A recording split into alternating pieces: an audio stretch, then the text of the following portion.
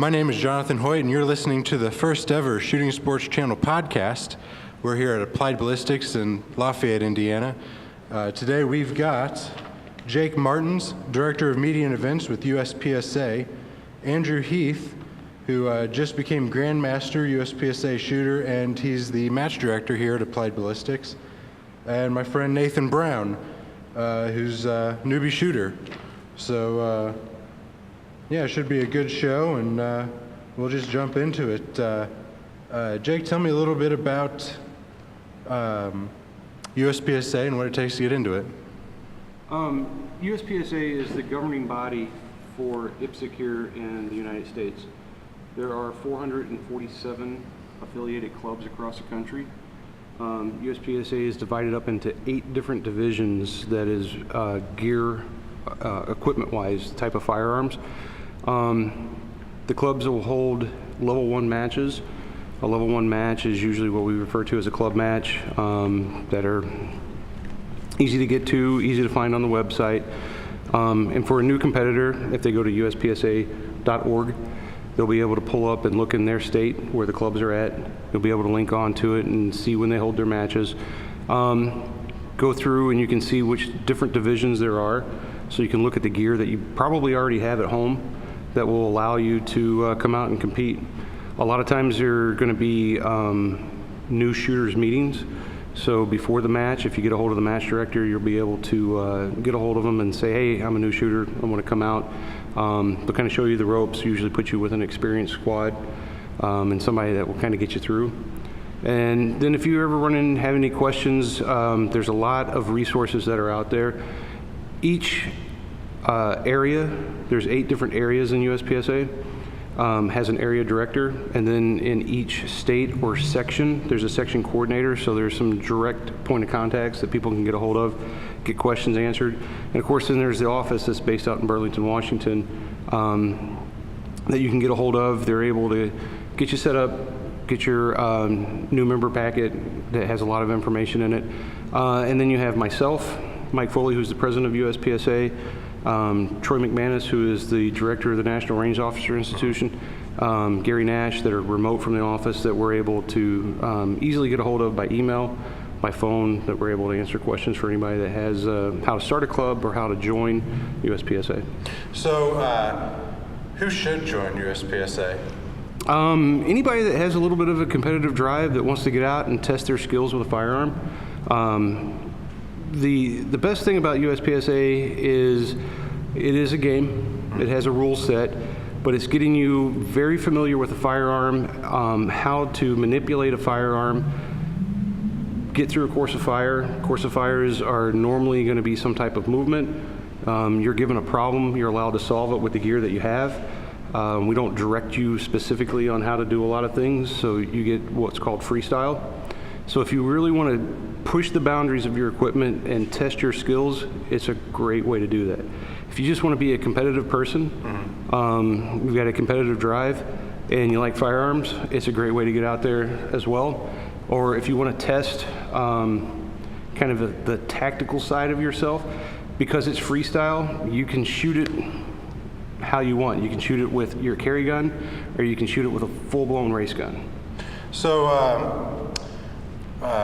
kind of going back to just how kind of open it is, what kind of growth have you seen in the sport, and then what kind of people, like what kind of demographic do you see? Oh, well, if you take, I joined USPSA in 2004. My member number is 59897, which means it's 59,000 annual members before me, and the organization was founded in 1984. In February of this year, we issued associate number 101000. Okay. Last week, we issued 105000. So since February until a week ago, we've seen 4,000 new members. Okay. In the last 2 years, we've went from 24,000 members to 30,000 members. So the growth has been substantial. We've went from 419 clubs to 447 in that same time frame. So there's a lot of outlets to find, and there's a lot of new people that are out competing. if you look at the last 8 years, there's been a ton of gun sales, and people are wanting to go and get off the static firing line and get out and move around and do some type of competition with their gear. Sure. Nathan, do you know what number you are? I don't have it memorized yet. I just got my card in the mail today. I can tell you. Oh, you can? You probably could, right? No, but yeah, it's not anywhere near 59,000. So. What about you, Andrew? I joined in late 2014, and I'm 8'6", Okay. 8'6", 8'7", so. So what got you involved in USPSA? I come from a background. I was in law enforcement, and I was in firearms instruction within law enforcement, and so I've always been a person drawn to shooting and firearms in general.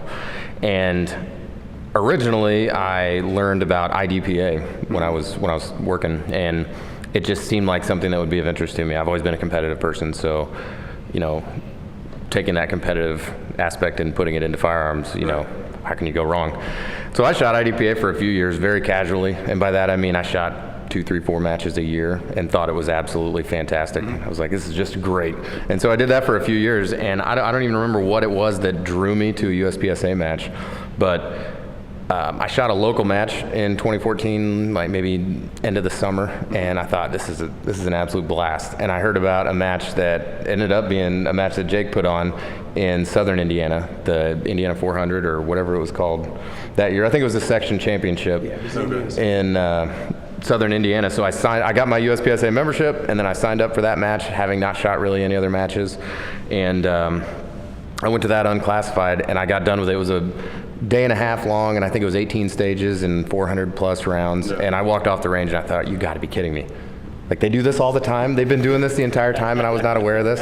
And so ever since then, I was absolutely hooked. I thought it was just an absolute blast. Do you remember your score from that day? I have no idea. I'm sure I was not overly competitive. I can tell you. Yeah, he can tell you.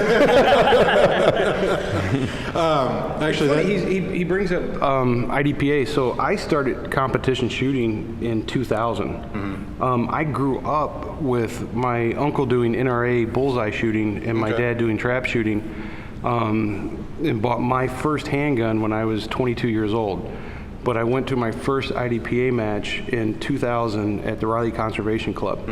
I shot only IDPA until 2004 when I went to my first USPSA match, which was the Indiana section at the Sellersburg Club. I shot limited 10, unclassified, and I think I finished 7th in that match.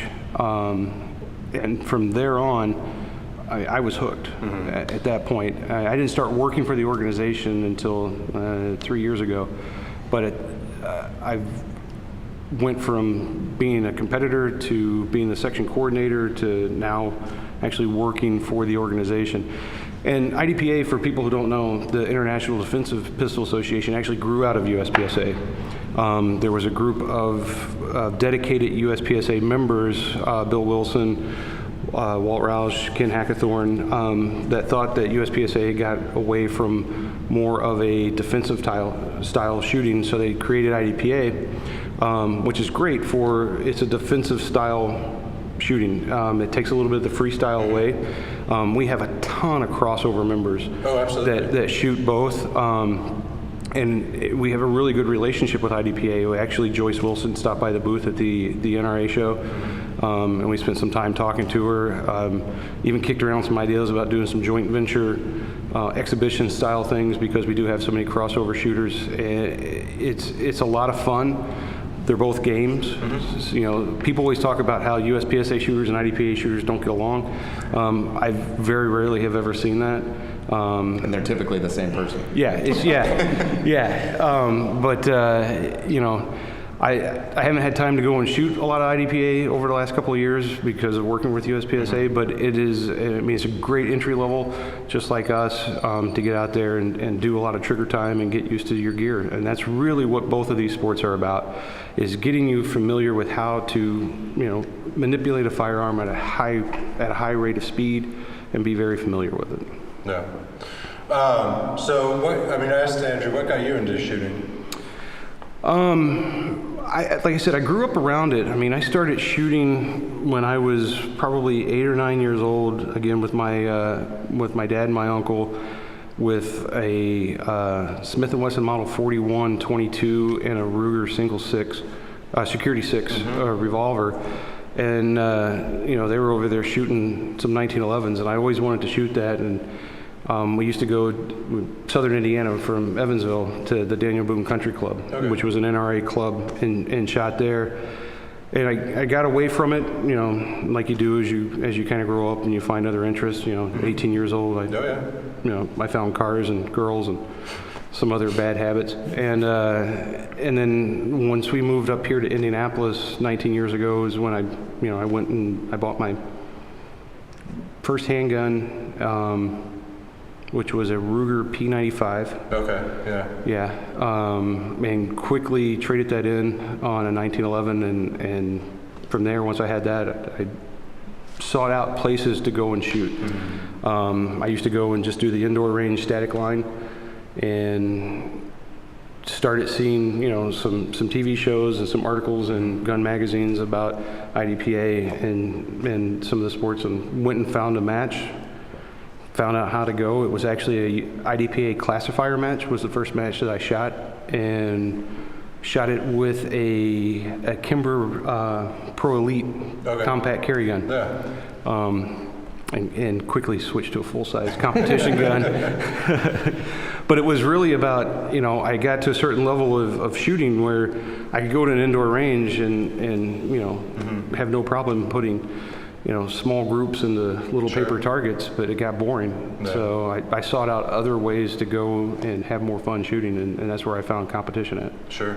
Yeah, my first shooting experience with my dad and my grandfather, kind of similar to yours. Now, we didn't go to a range. We actually just went to a park out in, it wasn't even really a park, it was just a offshoot road in Little Hocking, Ohio, out in the middle of nowhere.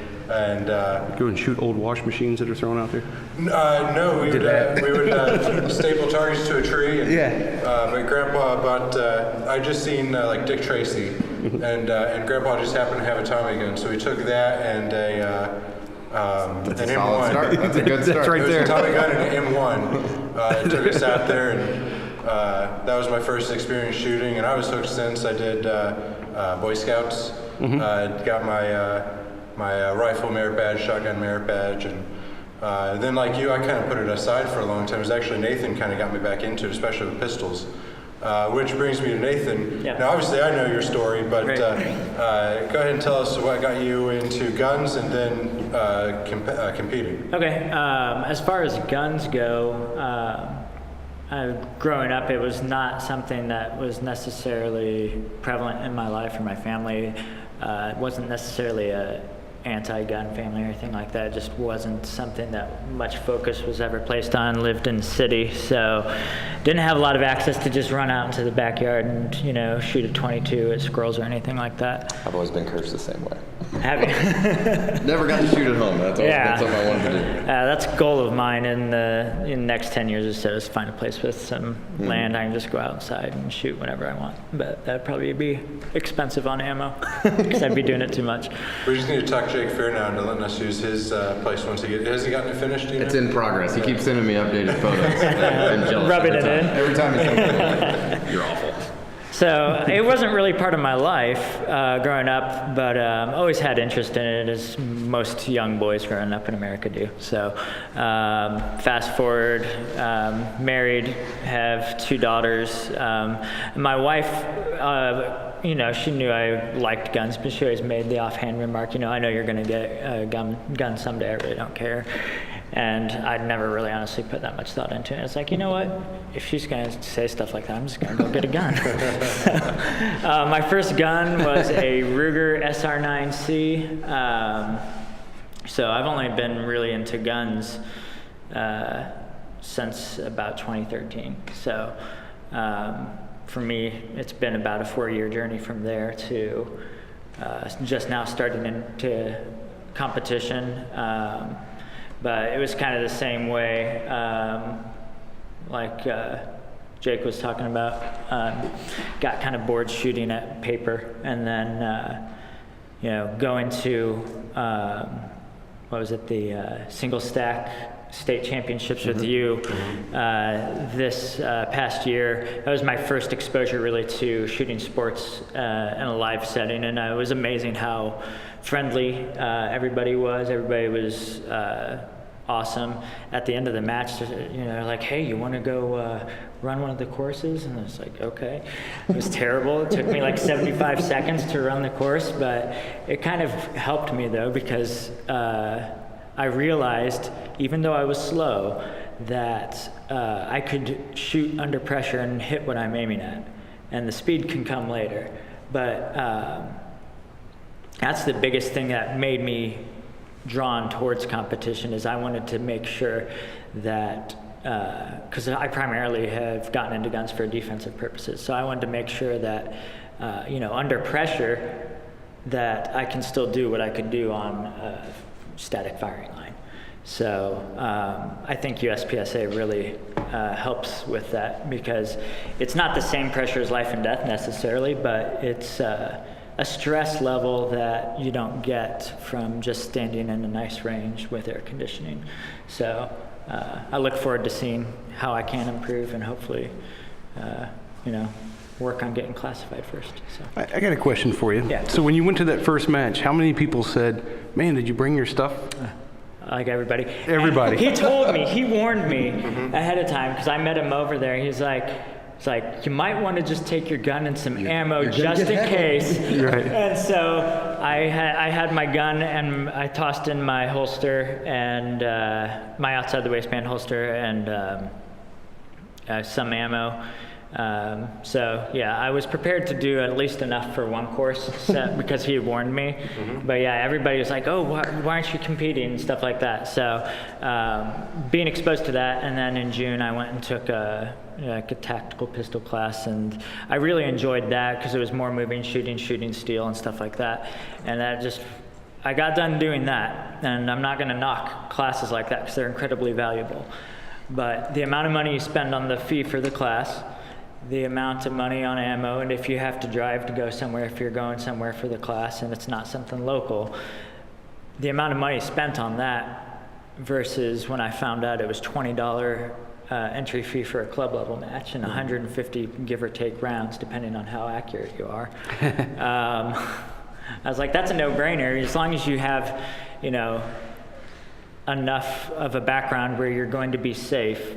I think it's a very valuable experience for the amount of money that you spend for it. So I'll follow that up real quick. So the lesson learned here is that once you do your research and find where a match is at, whether it's USPSA or IDPA or a 3-gun match or any of that stuff, we encourage people to come and watch it. Obviously, you can watch a lot of stuff on YouTube. You can follow people's, your Facebook channel, USPSA's Facebook channel. IDPA's, 3-Gun Nations, they're all out there, so you can see a lot of what you can expect. But I tell everybody this, when they go to their first match, go to shoot it. Don't go to watch, just go to shoot it. Yeah. And just tell people right away.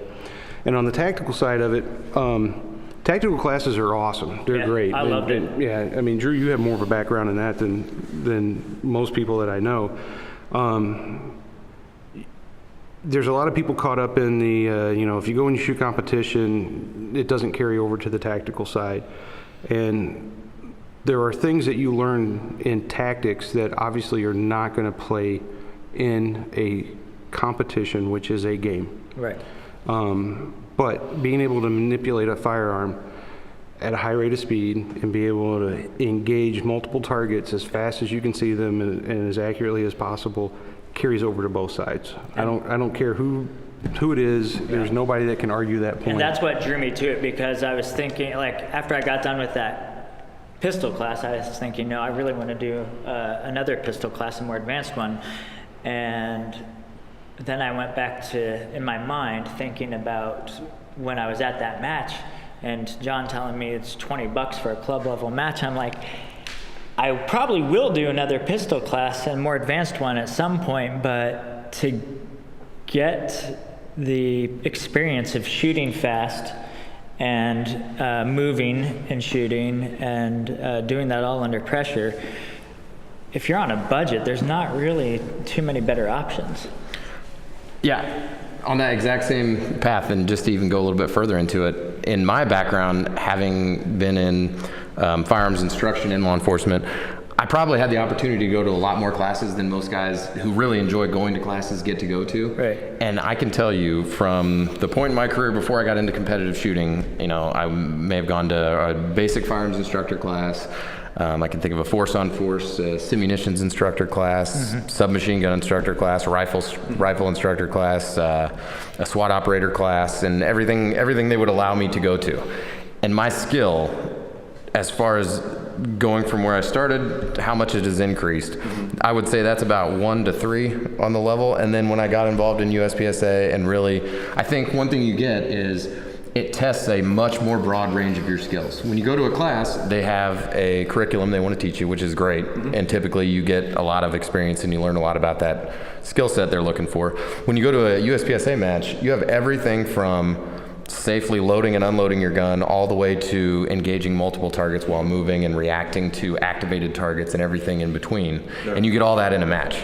Well, and and from the defensive standpoint, I think maybe another super important thing is dealing with failures under the timer. Absolutely. Absolutely. Yeah. Dealing with failures and reacting and adapting to a mistake that you've made or something you didn't realize until, the buzzer went off. Oh my gosh, I didn't see that target at all until just now. Yeah. Which has happened to me before. I'm sure it's happened to Jake before. Yeah. But I mean, once I got involved in competitive shooting, after all the training that would be very expensive. Thankfully, I didn't foot the bill. It was part of my employment. But after all the training I received, my ability, I felt like a pretty good shooter. I got involved in USPSA and I got just throttled by everybody under the sun the first, however many matches I shot, and thought, holy cow, this is a whole different, like they're handling a firearm on and that's my first impression when I showed up to a match the first time live. And just because I showed up, it had already started, and just hearing the gunfire in the background as I was walking up, I was just like, I knew to expect that, but I was just like, this is really impressive. Like you walk into it and you're kind of awestruck because these are normal everyday people. Absolutely. And they're out there doing things that honestly is the kind of stuff that you might see on a TV show, and you're like, wow, these are normal people doing this stuff. But once you get out there and like your first experience, the more time I got in, my skills dramatically increased. Right. And once you shot that first stage, you realize that there's so much stuff you got to do in that stage. I watched the raw footage from my first match. I asked John to send it to me, and just watching from my first course to my last course, specifically the last 2 courses of fire I had, I could see I was a lot more fluid and calm about it. Sure. You're more confident in what you're doing. And that's a huge part of it. And that was just 5 courses of fire and a class of fire. So I just shot the Minnesota section match and 11 stages, and like I said, I've been doing competition shooting since 2000 and USPSA matches for the last 13 years. And still, first stage at 8 a.m. yesterday morning was still, adrenaline kind of pumping and stuff. It's still there. But once I get through the first stage, I calm down and I'm used to it. But you talk about failures and stuff like that. It was funny, Drew saw, they got a picture of me on Facebook that, first draw of the holster, first round, the mag falls out. Because either I didn't. Fantastic picture of the magazine just floating. Yeah, it's literally, it's floating about 2 feet below the gun, and I'm just right there. And either I didn't seat it all the way, or on the draw, I came up and I hit the mag release with the fat part of my hand because I didn't have a good draw. But as soon as I fired that first shot, the entire plan that I had for the stage went out the window. Yeah. And it was a quick reaction to a reload, but at the same time, on the fly, I had to change my entire match or stage plan that was on there, because my stage plan, it was a 20-round mag. I was now down to 19 rounds, and I was going to 20 rounds before I did my first reload. Yeah. So, and this was a memory stage that had quite a few 2 moving targets and some steel, and you can only shoot one through a port over here, you can only shoot one through a port over there. And if that's not a test of any type of tactical skill, then I don't know what is. Because even if you go to a training class and those things like that, that is still a static line for the most part, and it's they induce some pressure on you because you are on a line with other people, and you do have an instructor there that's giving you commands and things like that. But I mean, once a timer goes off at a USPSA match, you're on your own. You know, you are solving a problem that was presented to you, that you were given a time to come up with a solution for it. But, you know, you'll hear people tell you all the time, you know, the best way to screw up a match plan is to have the buzzer go off because you forget what you're going to do. So there's a lot of critical thinking that's going on, and again, you know, you never know when you're going to have a bad round, or you're screw something up, or you run past a target, and you didn't, you know, you are living in a safe zone because you do have a 180, so you can't just turn around and run up range and do anything silly like that. And you do have an RO, a range officer, that's there making sure that you're following the rules, because it is a game. But it's a problem that you were solving with a firearm on a clock, under pressure, to shoot as fast and as accurately as you possibly can. It's what you were saying about, specifically about like a class and how you're not quite under the same stress. Going through that class, I never had any issues. And I shot my first match. I had 2 malfunctions, and it wasn't my gun's fault. It was not seating the mag. You didn't see the mag on one, One, not on one. The first one, that twice I didn't quite seat the mag, because in a class, you're not under the same stress, so you don't screw up. You're not doing a reload on the clock. You're not, and you're not saying you're not doing it on the run, and you're not screwing up. And so after that first one, I was like, I'm going to make a point. And then in the middle of, and that was at the beginning of the course of fire, and then another course of fire. My reload in the middle of the course, I didn't seat it all the way. I handled it a lot better the second time, though. So, and I'd rather it happen there. Well, and of course, the other thing, the difference between a class and a match, and I had the same, because the day that he did his first kind of course, I did one too, and I had the exact same problem. I didn't get that mag seated. It's the dumbest thing. I know, but it's like all of a sudden, like all the eyes in the world are on you. Yeah, That's what it feels like. Like, what are you doing? What it feels like. And it's like, but they're all on you because we've all been there. right, Exactly. But it's And we all do the same thing. And they're not if they're giving you crap, it's because they like you. I find that to be true in most places. No, but it's like I'm usually pretty cool under pressure. Like I have no problem speaking in public and stuff like that. But I stepped up to that line. Oh yeah. I'm just like, I'm glad I got a first afraid course out of the way before my first myself. match. Yeah. For sure. Yeah. So I think that's a good way to segue into just the mental side of competition. What's different about this sort of competition than any other sort of competition? I mean, in the sense of competition, I don't know that there's a lot different. I think this, if you find yourself as somebody who is interested in, say, golf, as I used to play a lot of golf, I find the same drive competitively, if not more, because there's more direct competition available in this than really most things you can do. You know, a lot of people might like to play basketball, or they might like to play golf, but rarely do you get into a competitive league that you can travel around throughout the state and the country and find either local level, which can be as large as 100 plus shooters, or as small as 25 or 30, or major competitions, which can be as many as 700 plus shooters. Pretty much any weekend of the year, you can go and find that competition at whatever level you're at.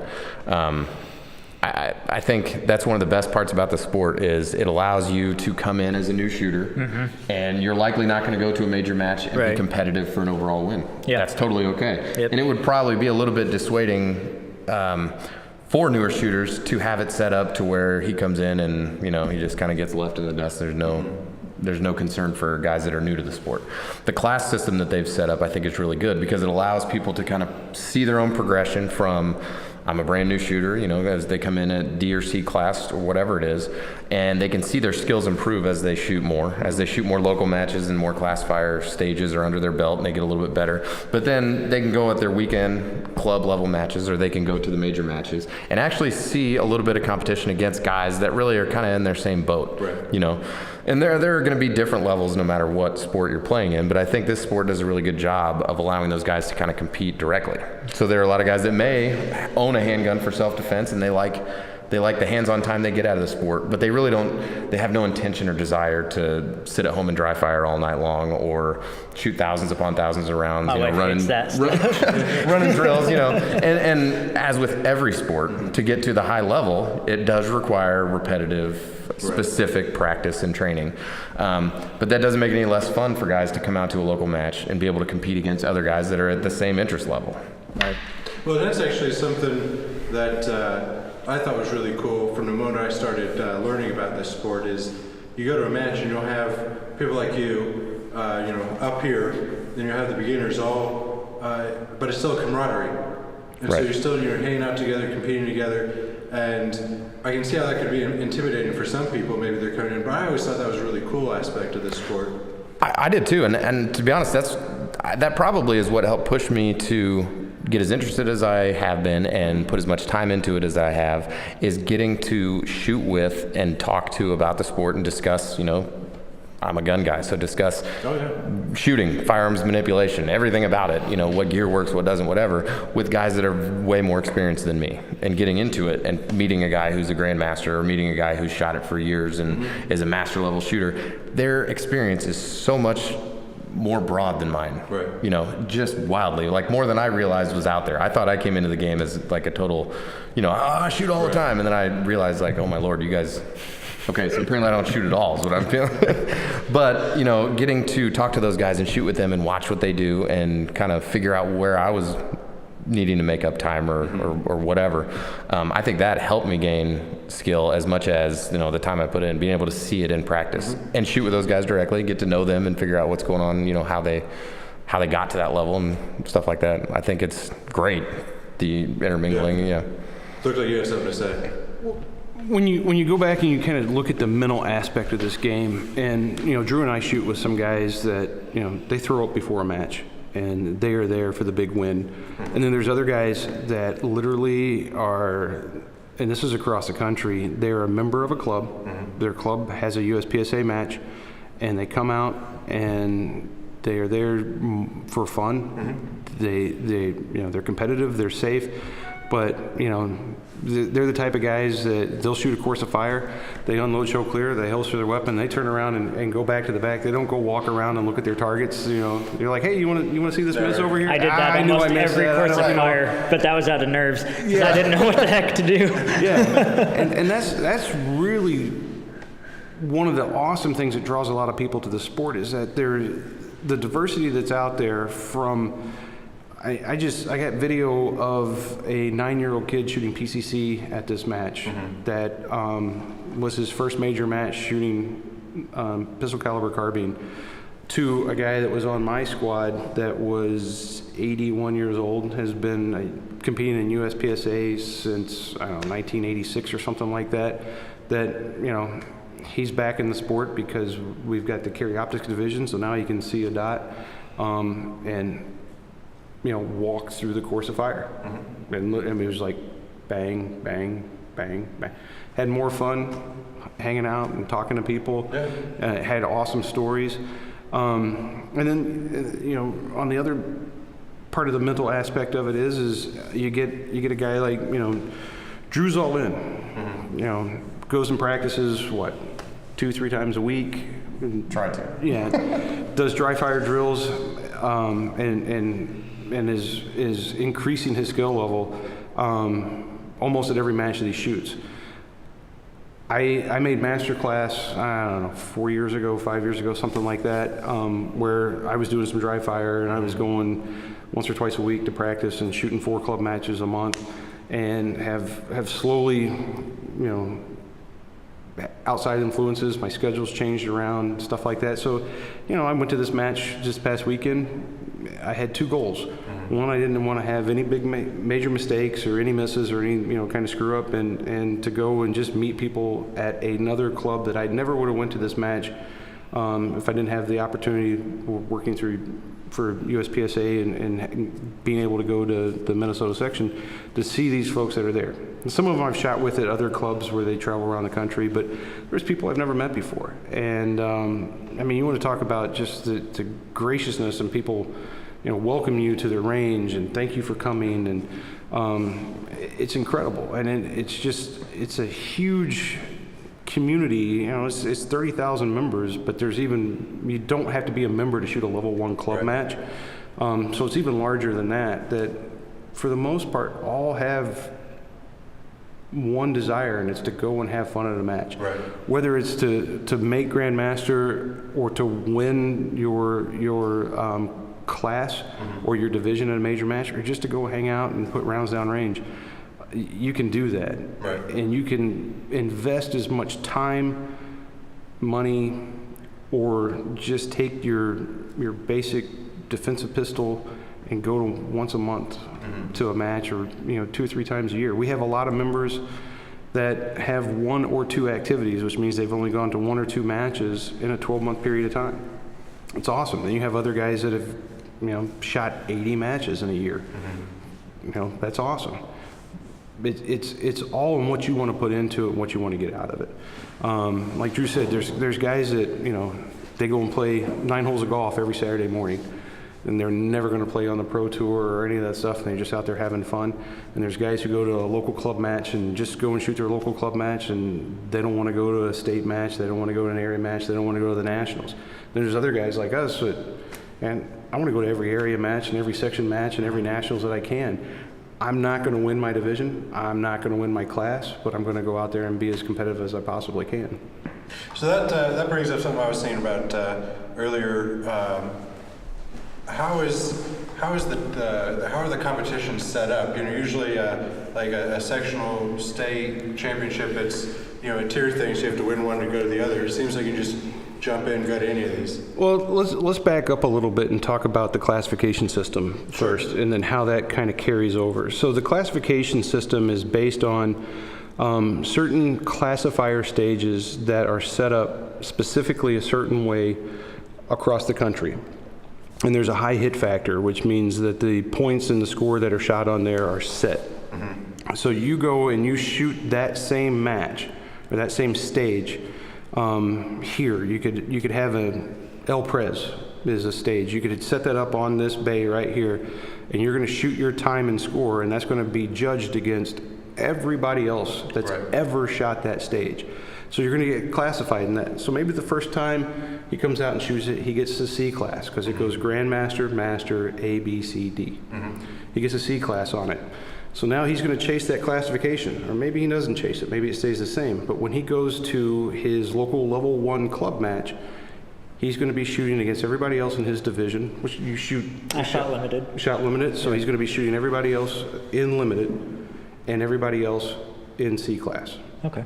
So you're going to look at it 2 ways. He's going to have his overall placement in the division, and then his overall placement in his class. And then we have categories for lady, junior, senior, high senior. So there's a couple of different matches that are going on at the same time. Each stage is a small match within itself, because you're given a score on that stage, and then that score carries over to each one, and all your points combine at the end of it. So no matter which level of match you go to, whether it's nationals, an area championship, a section championship, or your level 1 club match, they're all set up the same way. So you're shooting against the same people in the same division with similar equipment as you. So say you pick production division. Production division is one of our fastest growing divisions. It's based on your common guns that you would see, a Glock 17, a Glock 34, Walther PPQ,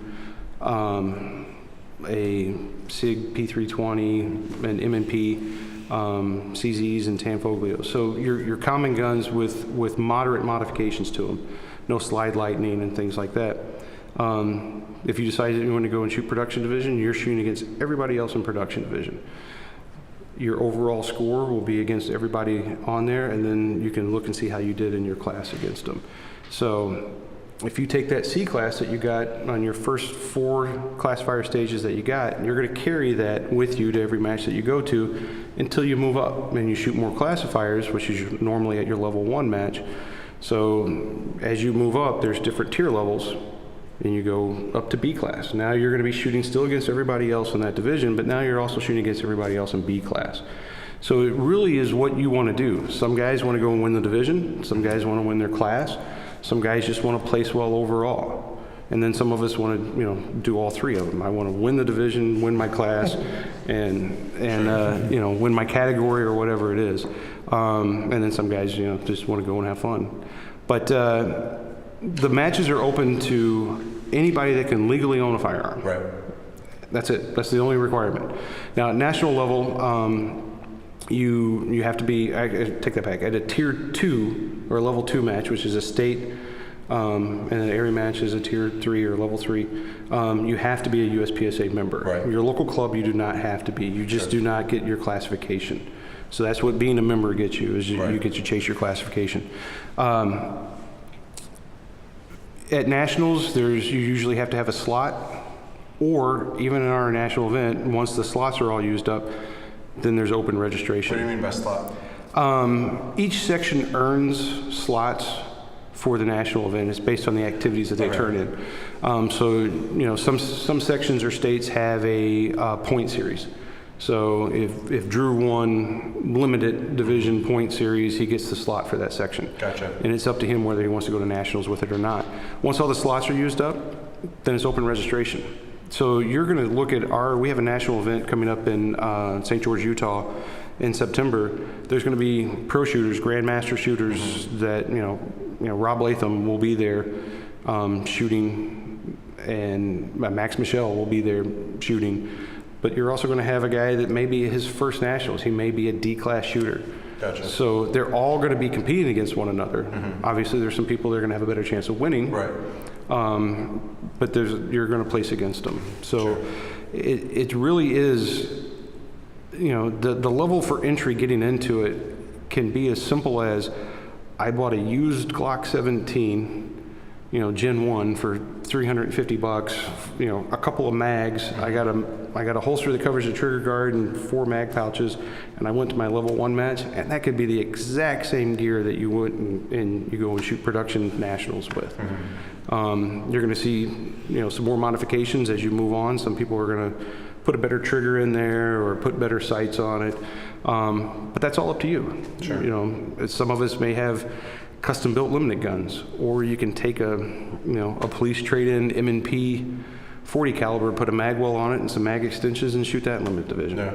And be competitive. Yeah. I mean, as far as you won't find yourself in that situation being in a place where the equipment's holding you back. Right. It's that accessible where, you could walk right out there at the cash register and pick up all the gear we need and be more, that's more than enough. The only thing that's going to be holding you back at that point is the amount of time you put into it. So. And ammo. And ammunition. Absolutely. So let's kind of transition into a little bit of the gear. The guns are kind of covered. If you have a gun, you can find a spot, or you can find a spot and find a gun to fill that. Yeah, there's not a firearm that's made that I can think of that you could not find a division to go and shoot in. We were talking about this a little bit earlier on the way here. Yeah. Does anyone run with a Desert Eagle? Have you seen? I have seen a match video of submission. Yeah. Have you it was really? intense. Yeah, and there's a match video of a guy out there shooting one of the 500 Magnum. Oh my. No, Revolver division. Revolver, yeah. Do you make speed loaders for that? No, it's very slow and it's painful to watch, but it's something, he's obviously doing it for fun. Yeah. But, That's ridiculous. We have a local guy, Alex. Yeah. A local guy, just a revolver Grand Master. I've shot with him in the squad. He shot it was a Ruger, I believe, but it was a 454 Casull. Oh, He shot full power loads through the entire match. It was outrageous, but he finished it. I'll give him credit. There's a guy that came to the Area 5 Steel Challenge Championship that I saw at the World Speed Shooting that is shooting a Ruger Vaquero with a red dot on top of it. That's single action, right? Yeah, it's a single action, and he's coming out of holster, Tactical thumb cowboy. cocking, and shooting optics revolver with it, and I think he placed like 3rd or 4th. That's awesome. Yeah. So, and I have seen high points. Yeah. I have at local club matches. I've seen I've seen high points. We had a guy that at my very early at an IDPA match that before they had their backup gun division came and shot it with a J-frame. Okay. Wow. Which was his carry gun. Yeah. Bill DeZarn shot it with his carry gun, reloading out of stripper clips out of his back pocket. But that was the gun he carried in his pocket. Yeah. So, and now IDPA actually has a bug division. That's cool. So I could run my P230 with the European style mag release. yeah. Yeah, absolutely. Yeah. That's one really great thing about this though is if you come at it from that perspective and you want to use carry gear, there's some really good shooters that do that, approach it that way. You will never be able to find more, I guess, be able to identify weaknesses in your gear more easily than taking it out to a competitive environment and pushing it to the limit. Shooting it as hard as you can, as fast as you can, at high round count events frequently. I mean, that's how you're going to identify gear that will work. Any gun you go and buy off the rack is going to fire a few times, no question. Sure. Some of them may have some things that need to be tweaked, and one way you can find that out is by getting out and actually putting rounds downrange and really stressing the gun. And I have found, stuff I thought was exactly what I wanted, this is how I want to do it, and I get out and shoot and realize really quickly that's not, that is not ideal, that is not what I wanted, and it didn't work out the way I wanted it to. And I've shot with some guys that use their duty rig.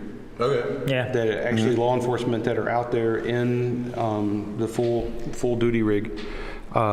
We did at the Indiana section a couple years ago when it was at Riley. They had the Terre Haute Police Department come out on the staff day and shoot out a duty rig.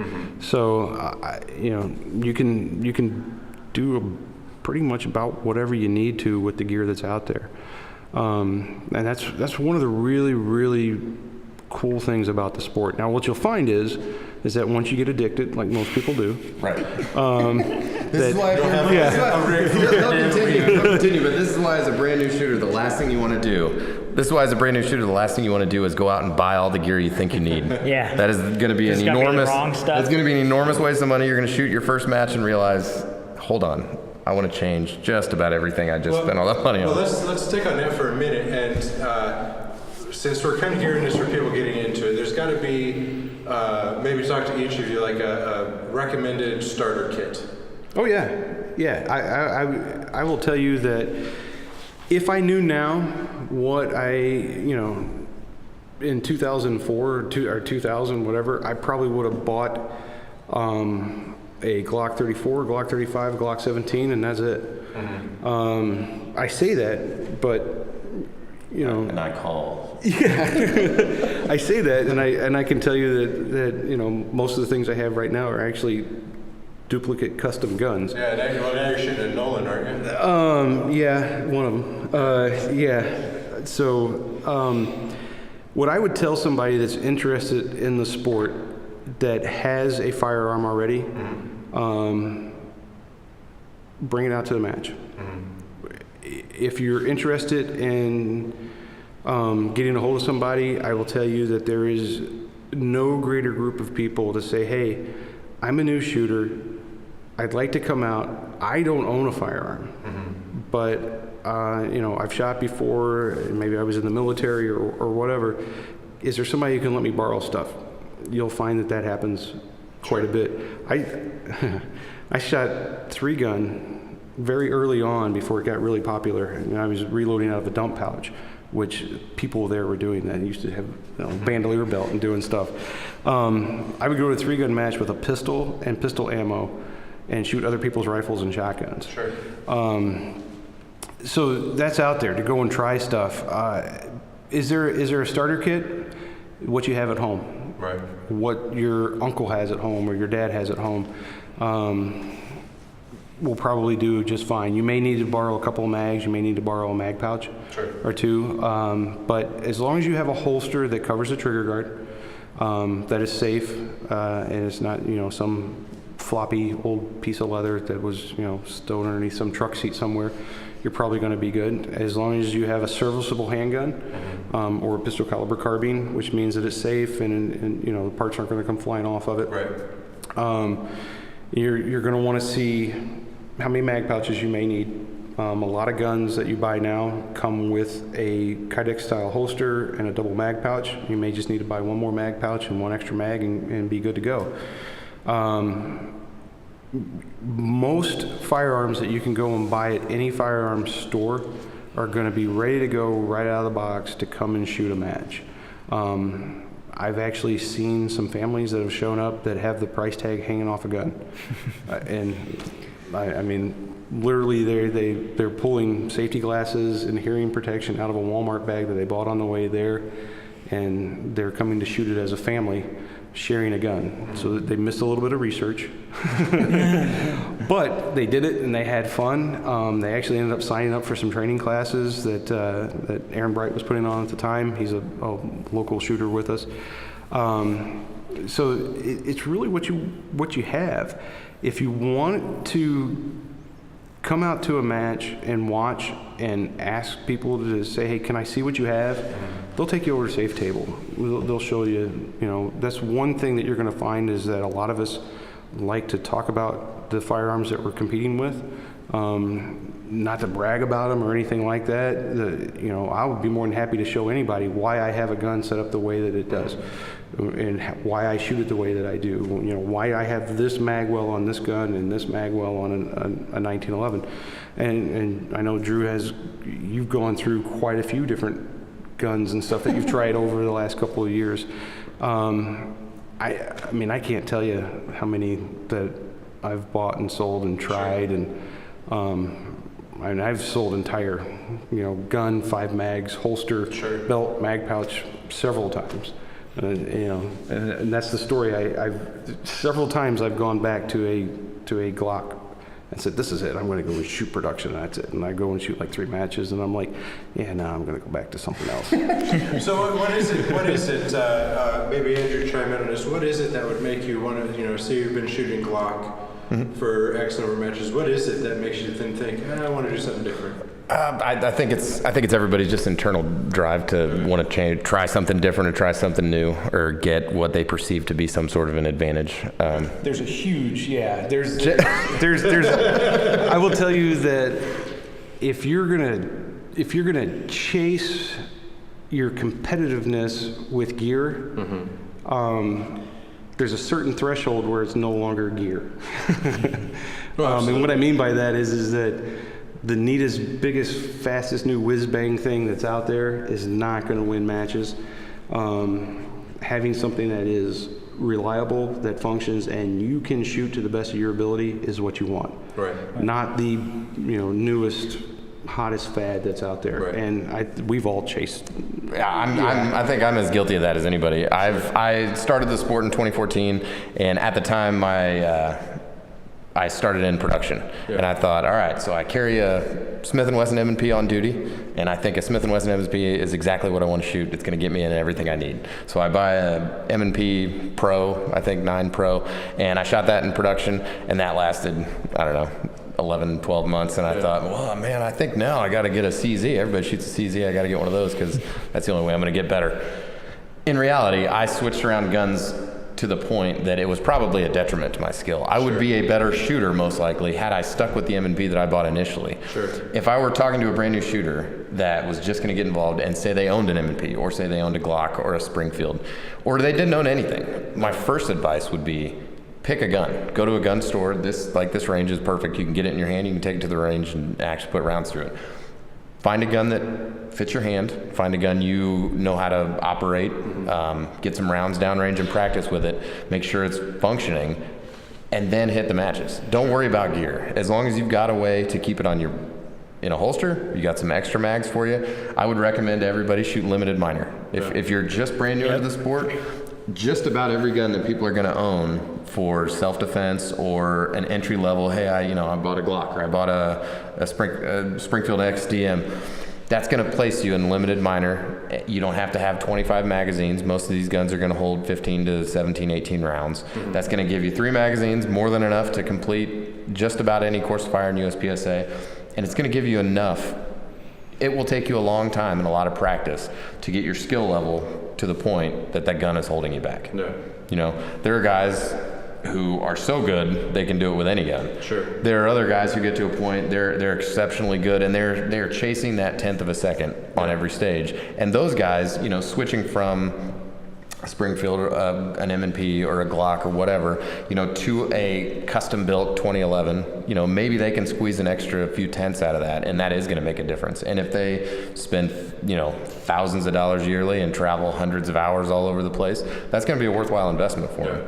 But again, that's way down the line. Sure. The new shooter coming into it, absolutely. I think you're as competitive as you should be, with the typical gear that everybody has. A couple of magazines, 3 magazines, and a Glock 17 is going to be more than enough to compete at limited in scoring minor for quite a while till you figure out what your interest is. Do you want to continue shooting that? Do you want to shoot another division? And, what do you need to do to progress skill-wise? Yeah, that's what I have to keep telling myself after shooting my first matches. My gear didn't hold me back whatsoever. Sure. So well, it shows how much you put into it. Well, And you were shooting a Beretta, right? right. Wilson Combat Beretta. Well, it's again, yeah, it sounds like really expensive gun, but it's what I have. It is a Beretta with a really nice trigger. Right. Yeah. And it's G model, so it doesn't have the safety. It's decock only. But at the end of the day, it's still just a Beretta 92, and I didn't go out and buy a brand new gun for it. It's what I carry. So. But I didn't feel like my gear held me back at all. Like, I've sat here and thought, man, it kind of sucks losing a point for every shot that I don't hit alpha on. Maybe I should go get a 40. Well, and I'm like, you say that now, but the day after, you're like, I'm looking for a 96. I'm looking for a 96. I know. So I was hoping you were going to say that. Yeah. Because you brought up something earlier about speed will come. Yeah. But I know I'm not. I know that my gear isn't what keeps me. I just need to keep going with what I've got and get better. So one of the biggest things that I hear from people when I go to matches and somebody will be there and their friend will be there, it's like, hey, why aren't you shooting? Oh man, I can't shoot that fast, or I can't do that. One of the things that if you start in limited minor, you're going to find that if you learn how to shoot accurately first, and don't focus on speed, when speed comes, because it will, you'll get more comfortable with shooting the gun, your accuracy is going to stay. And a lot of people will go and watch videos of USPSA shooters, and they'll see guys that are pulling off, what almost sounds like, full auto fire. They're doing, splits that are 0.17. And they're doing, a draw from a holster under a second. Those are things that you don't just start, you don't just walk out there and you're able to do. And people get a little intimidated by that. They get a little intimidated when they show up at a match and they may be on a squad that's got a couple of higher ranked people that are shooting almost at a run. I would tell you that don't get caught up into trying to shoot as fast as you possibly can to start off with. I would tell you don't get caught up into thinking that you need to run through a course of fire. I would tell you that gear is never going to hold anybody back. The only thing that holds people back from getting involved in it is, fear that they can't do something, or a lack of confidence in that if they go out there, they're going to do something wrong. And that kind of gets us, we were kind of kidding around a little bit about, if you do something wrong, because we do have rules, and you get DQ'd, a disqualification, it's a learning experience. There's a safety officer that's right there with you, that's making sure that you're not going to do anything, unsafe. Are there times where people may inadvertently fire around? Yes. Are there times where somebody may get a little bit out of the 180 where they go to run past a target and they kind of bend their body back to shoot it? Happens. Those are things that people get scared of because we're not on a static line and we're moving around. I would tell you that we have an immaculate safety record as an organization, that there are millions and millions of rounds fired downrange at USPSA matches and IDPA matches and 3-gun matches across the country almost every day of the year. So you just got to get out of your head of being fearful and not confident of what you can do. Right. There are people that will help you get through a course of fire. At a level 1 match, there is coaching that's allowed. So even the RO behind you can say, finger. Like maybe you're getting a little too close, or you're going to do a reload and your finger's in the trigger guard. Or they may even just, you ran past a target and you go to actually back up or go to break that 180 and stop you before you go and do something. That's what I noticed in my first match. Yeah. There's probably times where, they could have just let me go get myself disqualified, but they kind of pointed those things out, or, more experienced shooters giving me that coaching when they're ROing me and stuff like that. So I found that to be really helpful and welcoming. Well, and kind of just to expand on that, you were basically getting nonstop advice like the whole day. Yeah, it was. Yeah. So from the standpoint of Some of it was probably good. Well, but just from the standpoint of someone who is maybe coming to their first match, like everybody wants to see you succeed. Yeah, absolutely. That was the nice thing. Well, nobody wants anybody to do anything unsafe, and that's the one thing that people need to get out of their head is that, the funny part about it is that there are people that will feel safer coming up to this static line, standing next to somebody that they have no idea what level of skill that they are. And I've probably had more instances of being swept by a loaded gun at an indoor range than I ever have at a match. And people actually, because they're in 4 walls enclosed, they feel much safer. I would tell you that that's kind of a falsehood. And you've kind of seen. Absolutely. Well, there have been some stories coming out in the news the last couple of years of indoor ranges. So, yeah. Right. Not that there's anything. I mean, shooting it's a very safe sport for the most part. Competition. The stages are designed with safety in mind. We actually have a very, very strict rule set on how stages can be designed and how targets are placed to make sure they're not putting you into unsafe situations. At your local match all the way up to your nationals and stuff, there are multiple range officers that are certified range officers that are also assisting throughout the match and keep an eye on things like that, because not only do we want you to succeed and have fun at a match, but we want you to be safe. We want you to learn how to handle your gun safely. There are some guys that have owned guns for years and years and years, and they come out to the match and they're a little cavalier in just holstering their gun, and it's a very simple thing to say, hey, when you go to holster your gun, turn your body a little bit to the right so you're not sweeping back behind you. Even though it's an unloaded firearm, you could get DQ'd if you do that. And they're like, oh wow, I didn't even realize I did that. So just little things like that. So when they go home the next day and they take their carry gun out and stuff, they may actually turn their body and make sure they're not sweeping the dog behind them. Those things all carry over. So, being fearful of not being in a safe situation, I would tell people to get that out of their head. Being fearful of going and, showing their ass on something because they think they're going to go out there and they're going to fail, or they're going to look bad, or they're going to be like, man, I can't go, and what if I miss a target? And people are going to be like, oh, that guy's an idiot. It doesn't happen. It just doesn't happen. No, I screwed up plenty, and I felt more confident and welcome after the match than I did going in, even though I screwed up multiple times through the match. It wasn't that big of a deal. I've been... As you said before, it's because everybody that's on the line probably themselves have made that mistake.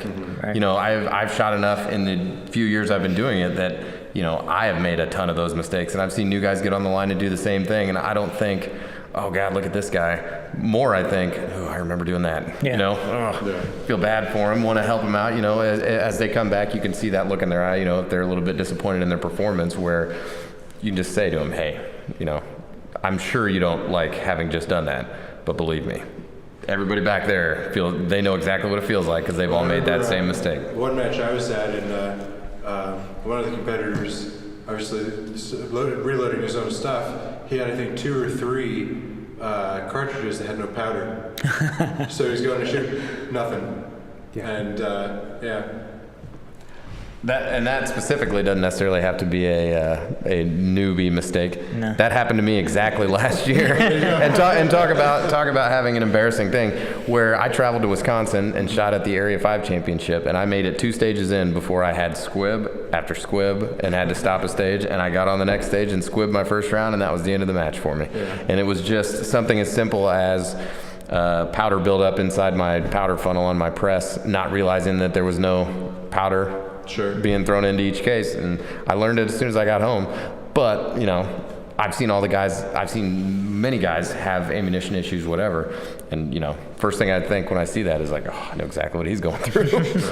So I think it's about time to start wrapping this up. So keeping on the kind of talking to noob shooters or wannabe shooters, maybe just kind of go down the line, and if you had one piece of advice to give to somebody who's either getting ready to do their first match or just thinking about starting, what would you tell them? I'd tell you to find a match near you, find out when it starts, get a hold of the match director, and say, hey, I'd like to come out and shoot the match. They're going to be more than welcoming. They're going to help you get through it. I would not get caught up in gear. I would not get caught up in not being confident in your abilities to go out there and do it. It's one of those things where, everybody wants to go and probably parachute out of an airplane, but they're really scared to do it. Mm-hmm. When you go and you ask the guys who do it, they love it. So you just have to take that first leap. And going to a match, prepared to go and shoot, doing a little bit of research on what division you're going to go into, what time does it start, where do I need to go, who do I need to see when I get there. The rest of it's pretty simple. Mm-hmm. It really is. It's not as complicated as people want to make it. And it's just, it's a hell of a lot of fun on top of it. Whether it's a USPSA match, an IDPA match, a Steel Challenge match, mm-hmm. You most likely, 99% of the people that own a firearm is going to have enough to go and shoot a match. And if you don't, there's going to be people that'll help you get through it. And with the ton of rebates that are on factory ammo and stuff out there, the cost of entry is about as low as it possibly can be right now. With rebates on manufacturers, from the firearm side of it to the ammo side of it, I can't think of a better time to actually start in competition shooting than there is right now with where the industry is and with the amount of growth that all of these organizations have seen. Andrew, you're next. Obviously, taking the first jump is the big thing. I have a lot of friends that are, really into guns, and very few of them have I been able to convince to come out and shoot. And typically, when I do get them out, the first thing they think is like, "Oh, well, that was great." Like they had some thought in their head that they were going to come out and it was just going to be this tedious, like, "Oh, everybody's so, I'm terrible at this. I can't complete the course fire, whatever." Exactly. Yeah. and it's not true. Everybody they get out on the range and they have an absolute blast, and that is true with almost every person I've been able to bring out into the sport. And that's kind of the other thing is when you see a high level competitor, or you see, and that is at every local match you're going to come across, you're going to see some really good shooters typically. Don't let that intimidate you, because I can think of right when I started in the sport, which wasn't that long ago, being the new guy and not really knowing anybody. And in that short 3 years that I've been involved in the sport, I've created some really good friends that I've spent a lot of time with, that I'm going to spend a lot of time with on the range and off.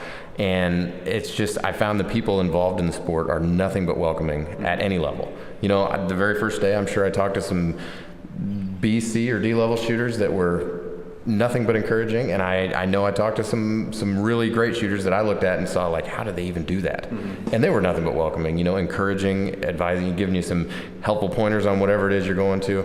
And I don't think that's anything that's going to be different at whatever range you end up trying out. People are just very encouraging in the sport, and once you get involved in it, I think it just continues. One thing about the sport is it's competition, but the way I see it, it's more of a competition of your own ability. Mm-hmm. I compete against Jake when he and I went and shot at the last major match I shot at the Illinois section match. I was not wishing that Jake did poorly. I was wishing that I did well. I was wishing that I shot consistently and finished the match and felt I did a good job. I was wishing that you did poorly. but really, that's as far as it went. And everybody else, I was shooting with guys that I traveled out there with and everything else. And as you know, when they get up, we'd talk beforehand. We'd discuss the stage. And it was in a way like, hey, this is the best way to do it. We're looking at it this way. He saw something I didn't see. Attack the stage this way. I think it's going to be better for you. And that it's almost a team, an individual competition where we kind of all pull together and try to make sure everybody does as well as they can. I'm going to come back to that because we shoot a lot of the same divisions, and we'll travel to matches together and stuff. And we walk up to a stage, and it's not like I come up with a plan, and Andrew comes up with a plan, and we hide it from each other. And we share what we're going to do and go through it. And I've had over the last several years in this position, been able to actually shoot with the Grand Masters of the sport, the Rob Latham, the Max Michels, Travis Demases, and stuff on there, Dave Savigny, and they do it too, because they're competing for national and world titles, and they will share their plan together, and they will come up with a plan together on a stage, and they will all shoot it the same way together. Sure. And we've done the same thing, That's how people just in this sport are with each other. And whether it's because we're competing to win a plaque or a trophy or a national championship or to help a new guy through, it's all about the same. And that's where that don't have fear in your ability of what you can do at a match. There are people that will get you through it, no matter what level you're at. There was a stage that we were just at the Minnesota section, and we're kind of looking through and trying to come up with some plans, and there were some people that were over there and came up with a plan on it. And I took like 2 or 3 guys through, and it was like, hey, what are you doing? How are you doing this? And together, I changed my plan based on what somebody else said, because there was something that they saw that I didn't, and it was like, wow, that's a lot better idea.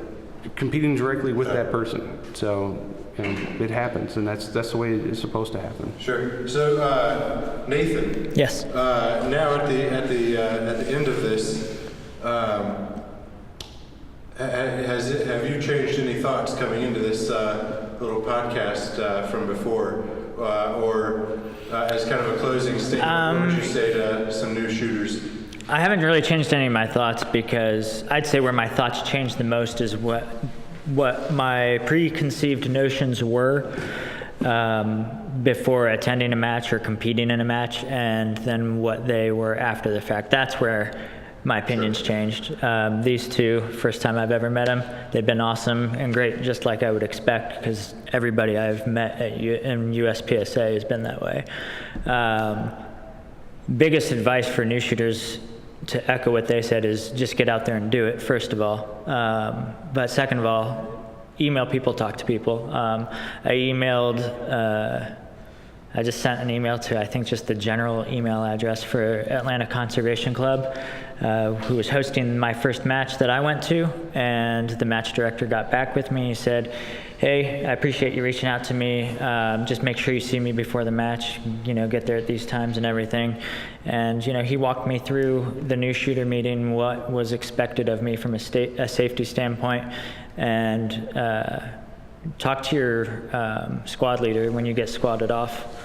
I talked to my squad leader right away, told him, hey, I'm new, introduced myself, and that really let everybody on the squad know, hey, this is a new guy, and they all took me under their wings and helped me out with that. But once you've decided to do it, I think one thing that helped me the most as far as overcoming nerves and everything was dry fire practice. Get your gear on, close your bedroom windows and doors so nobody can see you looking like a dork, and get out there, practice your draw stroke, practice your reloads, use pictures on the wall for switching in between targets, just so your body is used to it and knows what it's doing. Because I got done with my first course of fire. I don't remember much about it. It was mostly instinct and adrenaline, but it worked. So dry fire practice pays off for sure. Did you have any closing remarks? No, I just say that if you're interested in finding out more about it, it's uspsa.org. There's the USPSA Facebook page. Here in the state of Indiana, there's the Indy Gun Owners Forum that has the competition shooting forum that's on that almost everybody, all the match directors are on there. They put their matches and things that are on there. My email address is jake@uspsa.org. If you're looking to get some more information or want to talk to me, you can email me directly to there, or if you email, it's office@uspsa.org. If you're looking at joining, or if you have questions about joining, feel free to get a hold of me. If you have already gone out and shot a couple of matches and you're interested in being like a range officer, we have those programs that are out there as well, where you can learn more about the rules and actually get a little bit more involved, running the timer, helping set up stages at matches and things like that. If there's anything that we can help somebody get involved with, there's quite a few of us that are remote from the office area that we can get you through. We can help you find a place to go and shoot, answer your questions, and make sure that you go and have a good time and you meet up with the right people to get you through your first match. If it's gear questions, whether something that you already have is ready to go or legal or any of those things, or which divisions you should go to, again, you can email me, you can get on any of those forums, you can go to the USPSA Facebook page and ask questions on there. You're going to get a ton of advice. You may even get a ton of unsolicited advice sometimes too, because everybody has a favorite manufacturer or those. Sometimes it'll be like a fire hose, so you might have to sort through exactly the information that you're looking at. There are training classes that are out there specific to competition shooting. There are training videos, books that are out there that people can get a hold of to really familiarize themselves with what's going on with the sport. So if you need any assistance or need any help, we're more than welcome to get a hold of any of us through the organization, any of the match directors. I know them all here in Indiana, so feel free to reach out to us. And then it's the same, because once we put this podcast out there, we'll share it up on the Facebook page and all the stuff for USPSA. So it's the same in every section that's out there. There's a section coordinator, there's several match directors. It's all listed on the website. You can email anybody that you can get a hold of on there, and you're going to find that you're normally going to get a really quick response. It's going to be kind of really an open arms, come on out and we'll take care of you. So I wouldn't let any of that hinder you from being able to go and find a match and being able to go and start competing. All right. We're going to call that a wrap for our first podcast. You've been listening to the Shooting Sports Channel. You can find us on Facebook, on the internet at shootingsportschannel.com. We're also on YouTube and Twitter. So thanks for joining us, and we'll see you next time.